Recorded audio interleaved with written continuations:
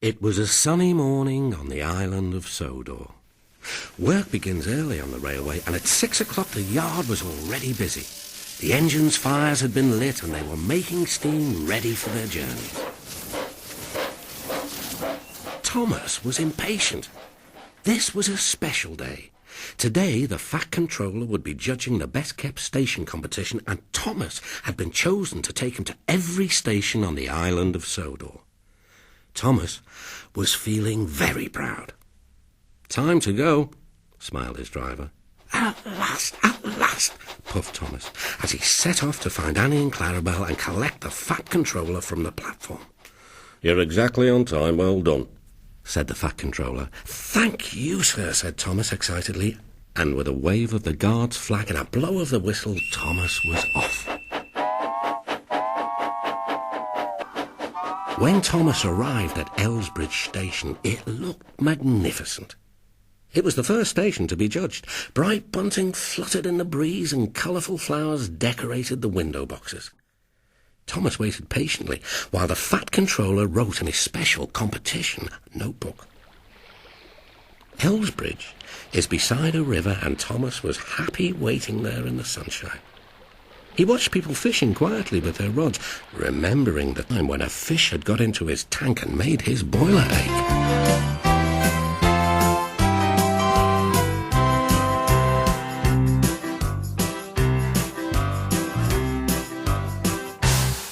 "Whee-shh," said Thomas, as he raced down the hill with Annie and Clarabel towards the harbour station. Ahead, he could see the tall lighthouse and the fishing boats moored in the harbour. It was a busy morning. A farm plough had arrived from the mainland, but no trains were available to deliver it to the farm. "Can we help?" Thomas asked his driver. His driver spoke to the station master about Thomas's idea. "What a good idea," the station master said. "Well done, Thomas. We'll attach a high-sided truck to Clarabel, and you can deliver the plough today." Everyone agreed that Thomas had made a really useful suggestion.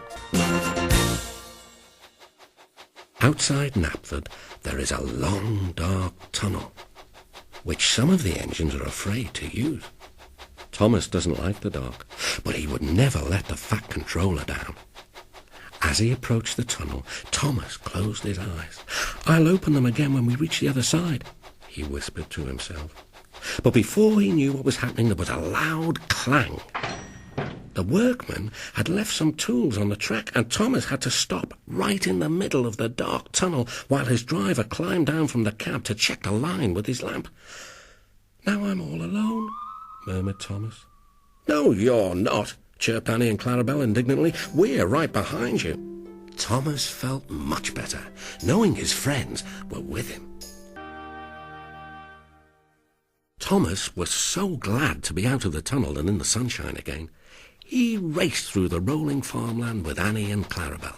The plough had to be delivered to Terence the tractor.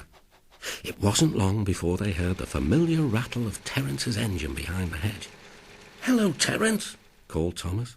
"Hello, Thomas," Terence replied. "I'm getting a splendid new plough."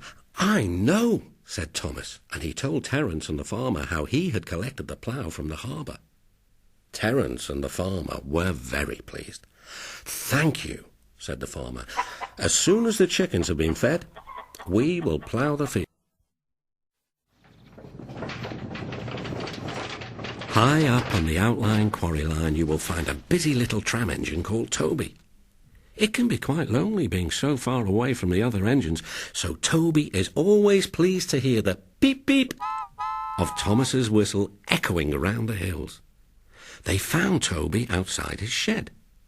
"Toby," announced the Fat Controller, "I'd like to invite you to the final judging of the best-kept station competition to be held at the main station this evening." "Oh, thank you, sir," said Toby. "Can Henrietta come too?" "Of course," said the Fat Controller kindly. So Toby trundled away. The tell Henrietta the exciting news. On their way to the last station, Thomas passed Bertie the bus, waiting at the level crossing. Toot toot, he challenged cheekily. Can you guess what Bertie wanted? Thomas returned with Annie and Clarabel to the main station. Do you know which station will win the competition? Asked all the engines excitedly. Will it be Tidmouth? Asked Percy. Or Wellsworth? Interrupted Gordon. I don't know, replied Thomas, but every station has been visited. Those are the rules. The Fat Controller agreed. Every station has been given the chance to win. The rules make sure of that. All the engines understood. The platform was crowded as everyone gathered to hear the Fat Controller make his announcement. Mrs. Kindly had made tea for everyone, and a huge table was covered with plates of cakes and sandwiches. The Fat Controller stood on a box to announce the winner. After visiting every station on the island of Sodor with Thomas today, I realised that each station is special in its own way, and so it has been impossible to choose just one winner. The pride that has been taken in keeping every platform neat and attractive makes the island of Sodor a very special place to live in. Therefore, I propose to award a certificate to every station, because every station is a winner. Each station master came forward to shake hands with the Fat Controller.